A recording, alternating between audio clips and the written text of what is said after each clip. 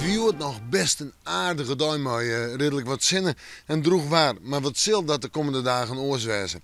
Joen en vannacht, joen nog droeg waar. Vannacht staat er gewoon meer bewolking. Temperaturen zijn 4 of 5 graden. En de wind helpt al aan. Wordt letter vannacht krachtig onthut uit het zuiden en het zuidwesten waait.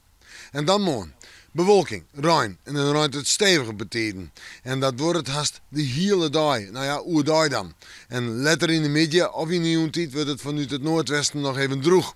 De temperaturen morgen dag om de bij de 9 of de 10 graden heen. Tiegeheeg voor de tijd van het jaar. En dan die storm uit het zuidwesten waait. In het kust- en waardgebied storm, want zware storm krijgt 9 en 10. En op het Versloon een hudde beteden stormig wind. Maar mensen houden wel rekening met windsteden of zware windsteden.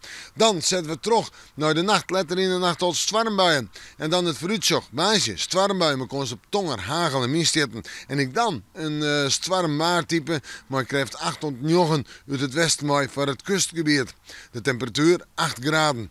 Op Tongensje nog eens een keer storm, een zware storm uit west-noordwest waait. En dat betekent dat we er nog meer les van hebben. Mooi betiden pittige buien en flink wat wetter. Oedai staan 8 graden. Vreet ik nog altijd een hudde wind en vreet ik nog altijd buiig waar, maar een temperatuur om de bij de 8 graden heen. Compleet jest, we moeten morgen maar weer even in het waarsje.